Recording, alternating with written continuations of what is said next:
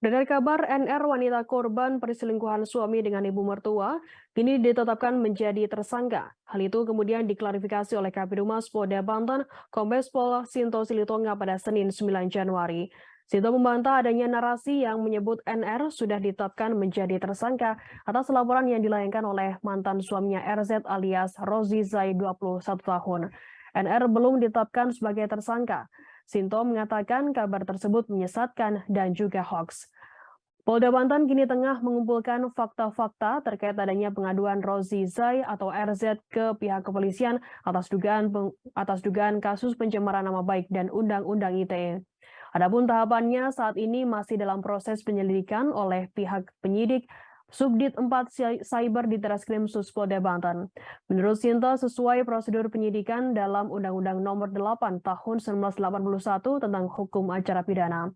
Tahapannya yakni mulai dari proses penyelidikan, gelar perkara, proses penyidikan, lalu gelar perkara untuk penentuan tersangka. Secara logika tidak ada lompatan dari proses penyelidikan, lalu langsung ke penetapan tersangka. Sehingga Sinto membantah adanya penetapan NR sebagai tersangka. Sinto mengimbau agar masyarakat tidak mudah mempercayai kabar yang tidak dapat dipertanggungjawabkan kebenarannya.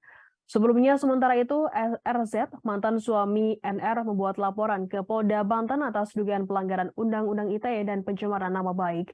RZ, mantan suami NR, telah diperiksa penyidik Ditreskrim Sus Polda Banten pada Kamis 5 Januari 2023.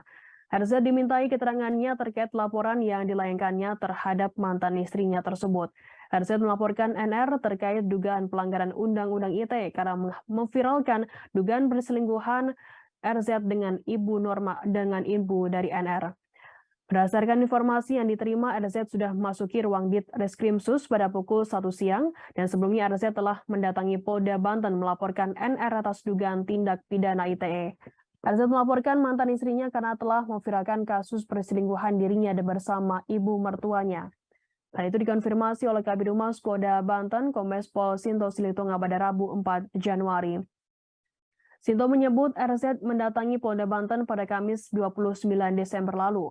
Kedatangannya ke Polda untuk berkonsultasi mengenai LP terkait dugaan tindak pidana ITE.